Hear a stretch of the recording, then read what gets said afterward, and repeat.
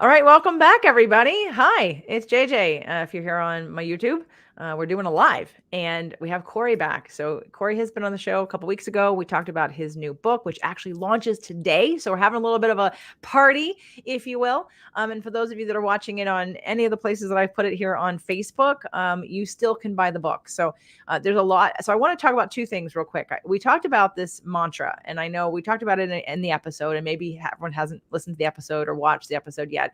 So I definitely want to give everybody that piece, maybe in a second. But let's just talk about also when they buy your book today, The Enlightened Passenger, and you can learn more about that and all about that in the episodes that we already talked about here on YouTube. It's on a video, and on the podcast, it is The Enlightened Passenger. So what are some of the bonuses people are going to lose out on tomorrow if they don't get the book today?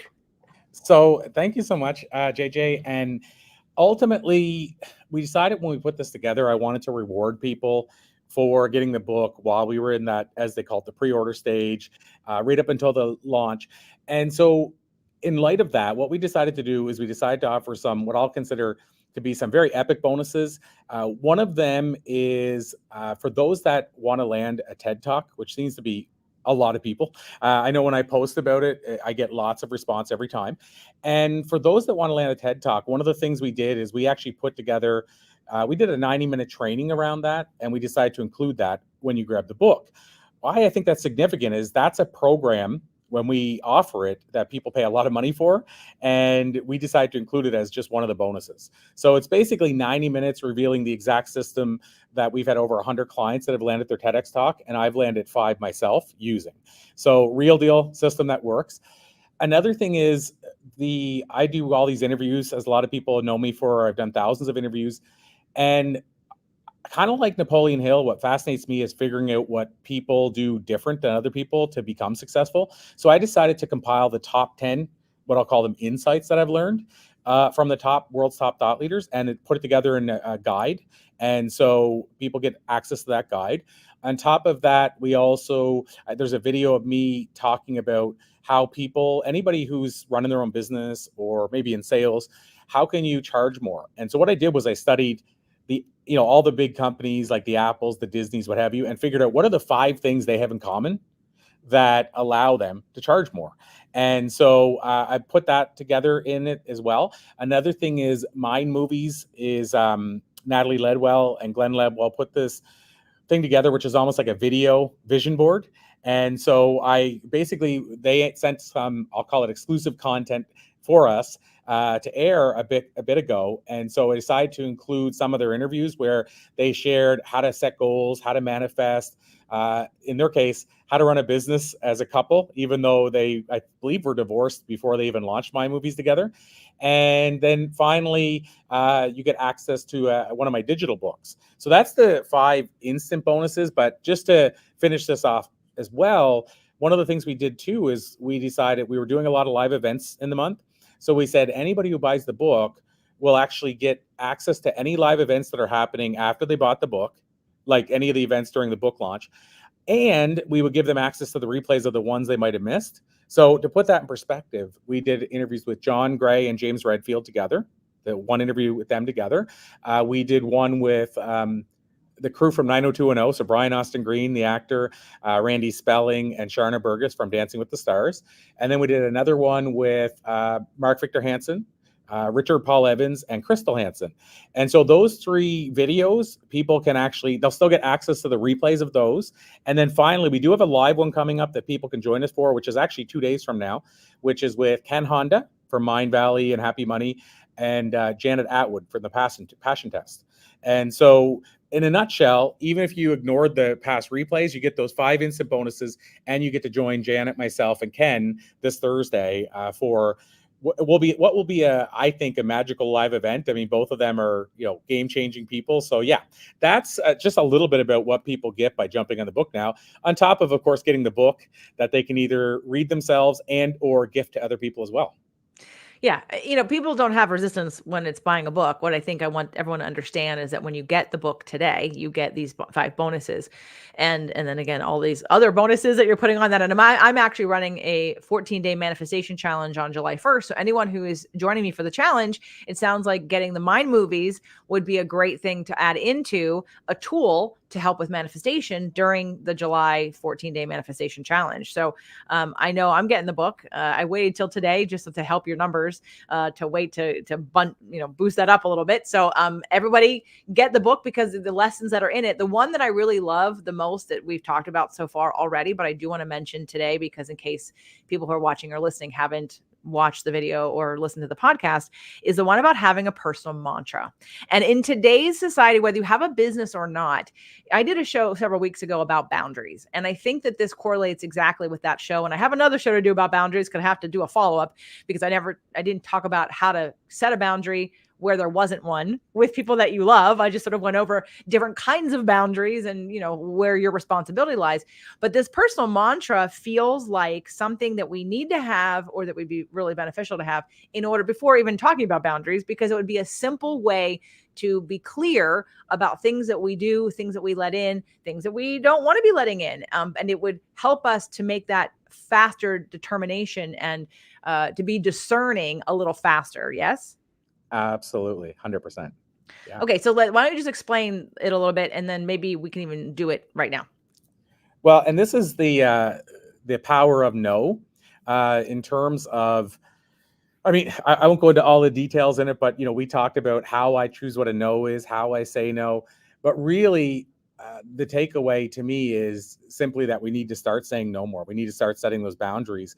And just so people have a little bit of context, where I learned this, JJ, is that I've done all these interviews, and I grew up as a yes person. I grew up growing up in a small town. My grandfather was a carpenter with a grade 3 education, and he always said to me, just say yes to everything and you'll have lots of opportunity.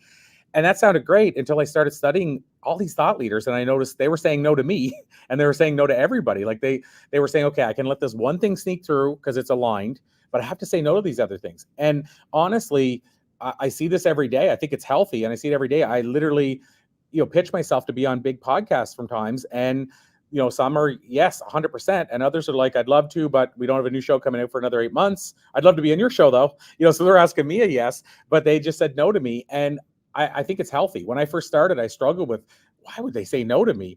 But now I understand how healthy it is that they did. So because I was raised as kind of a yes person in a small town, I literally had to start working on this myself. And what I did was I started with the easy no's. So like somebody messages you that you've never met before and says, hey, I want to sell you this. Well, I can say an easy no.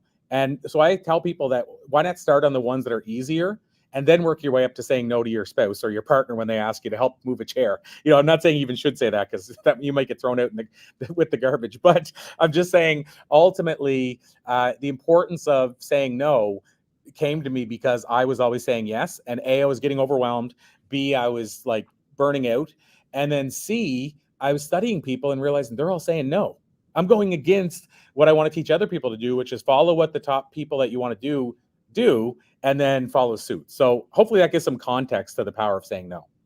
Well, and I also think it speaks to the responsibility, the anxiety, the overwhelm that so many people feel because they don't realize that they have the ability to say no, because they think there's too much consequence in saying no. Oh, if I say no, that person's going to get upset with me, or that person's going to get upset with me. And people that identify themselves as people pleasers, hey, that's an addiction, guys. That's like a manipulator. If you're a people pleaser, do not wear that like a badge of honor, because it just means you're trying to control how everybody sees you. And you can't control how everybody sees you. It's a false expression in the moment. It's a temporary influence. So someone gives you the, oh, you're a good person. I can relax now. They see me. And then, right, it's too much work. And I think just even talking about the fact that people can say no and should say no, and more than possibly that you say yes, probably makes people feel really uncomfortable. But it's this idea of where do we start to know what is a yes and or no? And I think it is to go to this mission statement. Yeah. So I did, that was I'll call it a game changer. I use that term maybe too loosely sometimes, but it truly was for me. I was sitting in an office, and I looked at the wall beside me, and I used to sell photocopiers door to door. I don't recommend that for anybody, but I was sitting in an office, and I was looking at it wasn't a mantra, it was an actual mission statement. Like, here's our mission. And I was like, it just occurred to me, I'm like, all these companies have mission statements. Now, some of them, they know it. Some of the employees fill out the mission statement without realizing they're doing it. Like that example of that would be if you go to Disney and you drop an ice cream cone and the Disney staff member knows they can pick up the ice cream cone. They might not know that Disney's mission statement is to make everyone, especially children, leave happy, but they just know that the ice cream cone incident isn't going to make people happy. So I found it fascinating that all these companies have this mission statement, but yet we as people don't. And it made me think, why don't we view ourselves as important as that company? And so I thought maybe I should have a mission statement. So that's how it started for me. But what I didn't anticipate, JJ, is that when I started realizing I had to say no, that the mission statement would serve as the way to figure out what a yes and a no was. So what do I mean by that? I could go to the mission statement and say, I want to be the guy who motivates, donates, educates, entertains, and inspires. And that's my 5-point test. Well, I could literally go, okay, well, what they want me to do is 0 of those. It's like somebody wants me to do a knitting show. They want me to fund the whole show. And my whole reason to do that would be I want to be on TV, but it doesn't serve any of my purposes. It doesn't fit any of those. But then if somebody says, hey, we want you to come to this event, and if you come, not only will we pay you to speak, we'll donate to this charity that you believe in, and you're going to be able to entertain people, inspire. We want you to do a motivational type thing. Well, that's almost every one of them. And so the way I look at that is that's what some people call a hell yes. That's an easy yes without regret. But the one where it's like, this isn't hitting any of my stuff, none of my values, that's an easy no without regret. I'll tell you where it gets a little dicier or tougher is when it's something that's more of a friendship thing or a 9-to-5 job thing, where it's like, how do you say no to your boss? And I always say to people, don't tell them Corey said to say no, but maybe talk to your boss about what they feel they could be able to say no to. Like maybe another department comes and asks you for stuff, and if your boss knew that, he would tell you to say no. So maybe have that conversation. When it comes to moving, like if you got a bad back, just because it's a great friend, maybe you have to speak up. And so what I mean is there's times when it's not as simple as, does this align with my mission? Because it could be, will you move a couch? Which probably isn't aligned with your mission. But at the same time, it might be your best friend ever. I think those ones are a little tougher, but I really feel your intuition tells you what the answer is. Yeah, and there's other tools, like I've got a feelings and needs list, and in that moment someone could strategize how to get that person, rather than saying no, you give them an alternative solution to solve their problem. So it's not like you're putting them in a lurch, you're just giving them an alternative because you can't do it that day. And so that takes the emotion out of it, and it really makes it more about solving the problem versus a decision or hurting somebody's feelings, because you can fix the problem, you just may not be the one doing it. But back to the mission statement, the reason why I think this is also a great foundation, regardless of what we do past that, is to identify what is important to us. Because too often we are saying yes and we have no idea. I have some people right now who, when I say, well, you want to feel better, but what brings you joy? You know how many people who work with me that want to feel better don't know what brings them joy? Or, we do this manifestation and they don't know what makes them happy. Well, then how do you know? Then how are you going to know when you hit it? And that's fine, because we have to explore that. But I think if we can hone in on a mission statement, even one just to begin with, then people can start to evaluate and be curious and observe themselves and test things out and have a different relationship with it. So I love yours. And I know that you gave some instruction on the podcast, which I'm going to recommend everybody do. But if you had to tell everybody right now how to write theirs, is there a framework?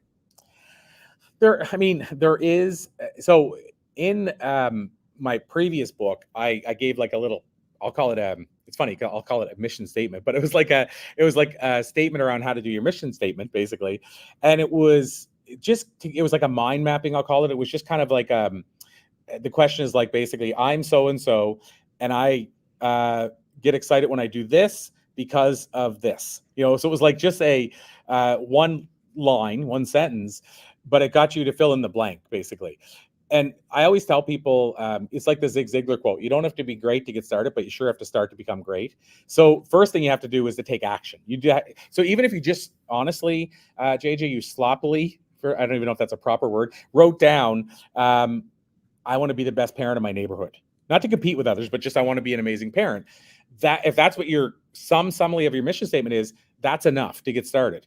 But what I like is literally asking, what do you actually enjoy and why? So if you've gotten that far in your life, you could say, as an example, my name is Corey Poirier, and I like whenever I get to educate people in front of an audience. So the blank could be the educate people.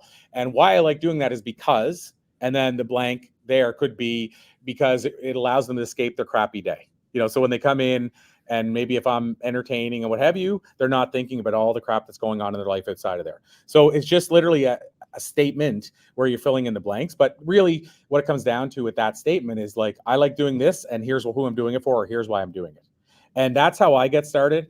And mine evolved over time. And this is what I say to people. It's like a book, right? You can reprint it. So, you can upload a self-published book and print a new version of it. Same thing with your mission statement. You can have a new version of it, but if you don't have one to start with, you're definitely not going to be aligned. So get it done. Have one you can carry around. By the way, mine's handwritten and carried around in my wallet because I want the energy of it carried with me. And it reminds me all the time. And I'll say now it's on autopilot. So now I don't have to go, oh, is this going to hit my mission? It's just an instant yes or no. But it took me a long time to program that. Yeah. And I'm sure, like you said, it's changeable. So it may evolve. Start with whatever one you have now and then let it evolve. Let it guide you into testing if it's the one that sticks for you. So just to remind everybody, as we're about, because if you can see behind Corey, he's at his own live event right now. He's taking a time out just because today is book launch day. And again, his book, The Enlightened Passenger, launches today. And there are some bonuses and they're worth a lot of money. So whether you want to increase your manifestations, you want to get on a TEDx stage, you want to increase your business and your personal relationships and your own personal mission, along with, of course, getting the book. Today would be the day to buy it. It's the last day to get these, well, most of them, not all of them, but to get these bonuses. So let's do it. I'm going to get mine today and would love to share with you and figure out. He even has some groups where you can be in a book club so that you can read it and talk about it, right? He's got there's all kinds of support around, and then coming to his live event this weekend and then seeing all live events from before. So you just get more than you probably can handle, but it's worth the whatever. How much is the book? $16.95 US. Okay. For $17, you then get to choose what other information couldn't help my life. Do you need to take all of it? No, but you can go for one thing that speaks to you. So you're not overwhelmed. Don't get overwhelmed. Don't feel like you have to do it all. And I'm sure some of it you'll have access to for when you are ready to do it. So today would be the day. jjflizanes.com/Corey would help get you there faster. And then you'll get your book that's going to launch today. So Corey, I'm excited about reading it, getting it in my hands, and getting some of your bonuses. Amazing. Thank you so much, JJ. So appreciate you. And thank you, everyone else. I hope you grab a copy of the book and send me your feedback once you do. Please do. All right, guys, buy the book. Bye, everybody.